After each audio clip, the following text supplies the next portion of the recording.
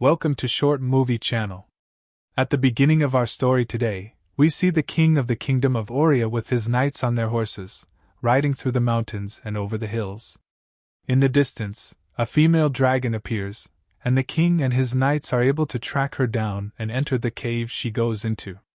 At that moment, the female dragon attacks them with intense force, unleashing powerful fire on them, killing most of the knights at once. She also uses her tail and claws to finish off the remaining knights, one by one, until only the king is left.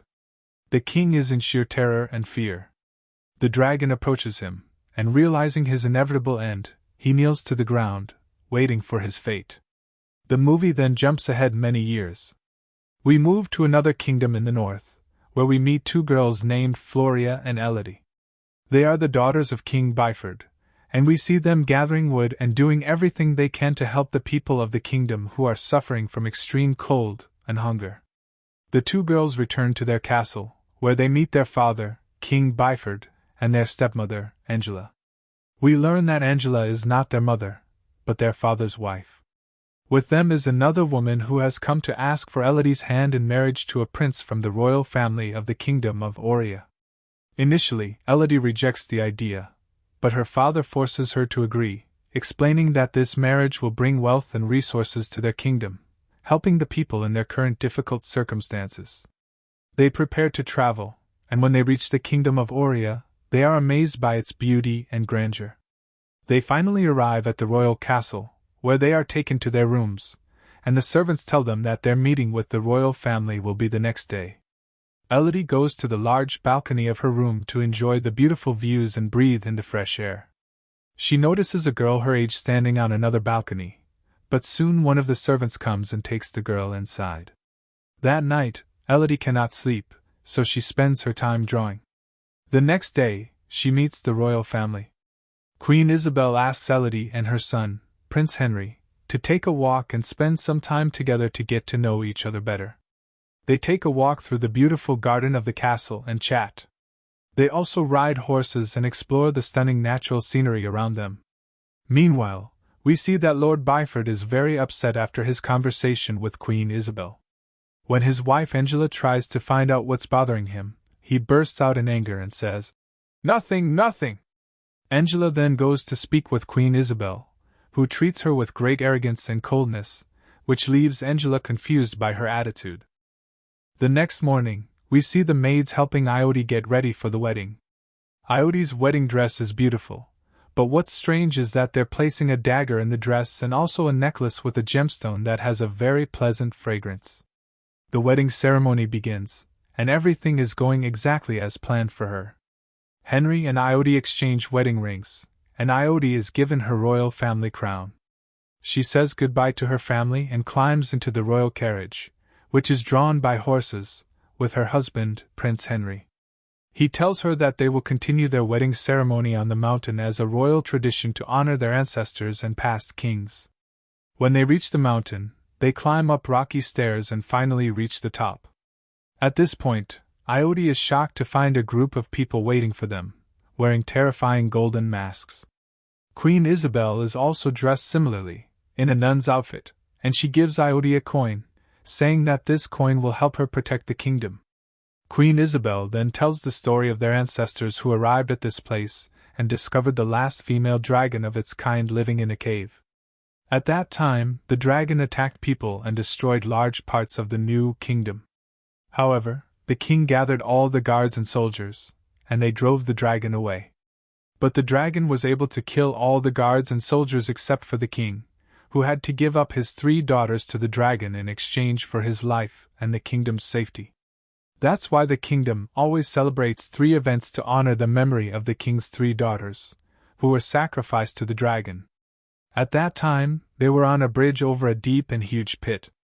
Queen Isabel says that this king's sacrifice for the kingdom is the celebration that is held every generation. Queen Isabel then cuts Elody and Henry's hands, joining them together, officially announcing that Elody now belongs to the royal bloodline. Elody throws the coin into the pit below her, thinking that this is the end of the ceremony. But Henry lifts Elody, apologizes, and throws her into the pit as well. Elodie screams loudly as she falls until she hits the bottom of the dark pit, losing consciousness completely. After a while, Elodie wakes up and is confused. She stands up again, calling out and screaming for help, but everyone is gone, and no one is left. Her loud cries awaken the dragon, who has been sleeping in the cave for many years. Elodie is terrified and begins to tear apart the precious jewelry she was wearing. She tries to climb out and escape but fails and falls again. By chance, she sees more jewelry lying on the ground, different from the ones she was wearing, and realizes that the royal family had sacrificed other daughters before her. Suddenly, she hears a strange sound coming from deep within the cave. When she approaches the source of the sound, she sees a light coming from inside the cave. The light turns out to be a small bird burning in flames, and when she tries to extinguish the fire, the bird sadly dies. Then, a flock of birds, all on fire, flies around her. Afterward, the flaming birds fall to the ground at her feet and die. Elodie tries to find a way out, but she is paralyzed by shock and fear when she sees the fierce dragon coming toward her. She immediately runs away. Elodie is struck by a voice that tells her that every generation of kings must pay the price that was agreed upon. She realizes she can smell her own blood and the royal blood flowing in her veins. At that moment, Elodie looks at the wound that Queen Isabel inflicted on her, and realizes that they did this to deceive the dragon lady, making her believe that her blood was mixed with Henry's. She also believes that the dragon lady is from the royal family. Elodie runs deep into the tunnel of the cave, while the dragon lady chases her, sending flames towards her. Elodie screams, but by luck, she finds a spot to hide from the flames. She notices a burnt body next to her and recognizes it as the girl she saw before standing on the balcony in front of her in the royal castle. At that moment, Elodie sees the dragon lady's flames coming toward her. She escapes through a small hole in the tunnel to avoid the fire and ends up in a slightly smaller cave. However, part of the fire still reaches her, burning her legs. She begins to cry from the pain, and by chance, she finds a blunt dagger in her dress. She cuts part of her dress and ties it around her burned legs. Inside the dress, she finds a gemstone that's capable of igniting. She takes a flame from the fire and uses it to illuminate the area around her. She now understands why they put such strange things in her wedding dress. She later finds a very narrow passage and enters it slowly, carefully. A part of her dress catches fire, and she falls violently. The fire she carried also extinguishes, but despite all the wounds and the extreme fatigue, she refuses to give up. With determination, she presses on toward the distant light she can see ahead. She continues walking until she falls again into a pit but can still see the light from the other side. She removes her wedding ring and throws it into the pit, gathering all her strength to move forward. She struggles to jump across and almost reaches the other side but slips. Fortunately, part of her dress gets caught on a rock. She holds onto it, pulls out the dagger from her dress, and uses it to climb up. She eventually succeeds in reaching the top and finds that the light comes from a kind of tiny, glowing larvae. She collects some of them and wraps them in a piece of her dress to illuminate the area around her. Elodie continues through the place until she reaches a water pool. When she tries to drink from it, she finds that the water tastes horrible. She tries to drink from some drops falling from the ice, but suddenly, the ice starts melting rapidly. The ice turns red, and it's the dragon lady's flames breaking through. The dragon lady descends from above, choosing the layer of ice to break through. Elodie runs fast, enters a very narrow space where the dragon lady can't follow, and when she looks around, she finds a message written on the wall saying that the place here is a dead end, and the dragon lady will never reach her. The message is signed with a letter, V, and she also finds many names of girls written on the wall. She realizes that the owner of the signature is named Victoria, and these are the girls sacrificed to the dragon lady over the years. Elodie feels sad for them and removes the fabric wrapped around her burned legs from the dragon lady's flames. She is exhausted but tries to rest and sleep for a while. When she dreams, she sees the previous victims suffering from pain, fear, and betrayal, and Victoria's name is written on the wall. Victoria tells Elodie that everything here is just a big lie with no truth to it. Elodie wakes up and sees the glowing larvae on her burned legs. She applies a sticky substance on her wounds, and her legs begin to heal. When she sees the improvement, she applies it to a wound on her arm and apologizes to them for not realizing their value earlier. Elodie discovers a map drawn on the wall, indicating that at least one girl succeeded in escaping from this cursed cave. The map shows 3 tunnels for exit, and she must choose the one in the middle. After entering, she should follow the crystals and the music to escape. Afterward, Elodie tears off the unnecessary parts of her dress, writes her name on the wall, and moves forward to exit. When she hears the dragon lady's terrifying voice, she continues her path and hears the sound of music and a small melody until she reaches a wall covered with sharp, glowing crystals. Light emerges from them, and she feels the sun's rays. She finds a royal crown with the letter V written on it, which means that the girl named Victoria is the one who escaped. At that point, Elodie cuts her dress, wraps it around her hands and feet to protect herself from the crystals, and starts climbing upward using the royal crown. The dragon lady watches from below. A crystal breaks under her feet, but she uses the crown to stay steady. She hears the dragon lady getting closer but draws on all her strength to escape and finally climbs to the top. She imagines she's in a place high up on the mountain, exhausted and broken from everything she's been through, crying and feeling deeply frustrated. But suddenly you hear the sound of horses neighing and see a group of knights approaching the mountain. You stop and call out to them loudly, asking for help. However, a female dragon flies towards you, and you get scared, rushing inside to take cover. The dragon tries to reach you with its claws but can't. By chance, you notice a message written on the wall, meaning that this place is not safe at all. The message is signed, and next to it, there's a body. Upon closer inspection, you realize it's Victoria's body, and she was the one who wrote the message before dying here. At that moment, the female dragon prepares to shoot fire at you, but stops when it hears a voice calling your name. The dragon flies off, and we discover that King Bayford, your father, is coming to the mountain with 3 knights and his soldiers.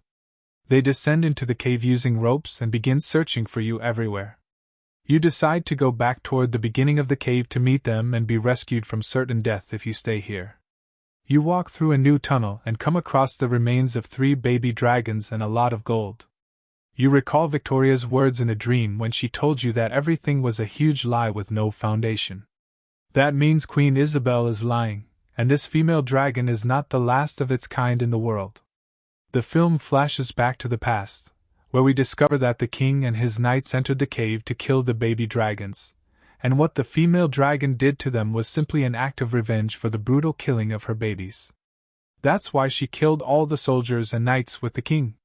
When it came time for the king's turn, the dragon told him that death would be an easy punishment compared to what he deserved.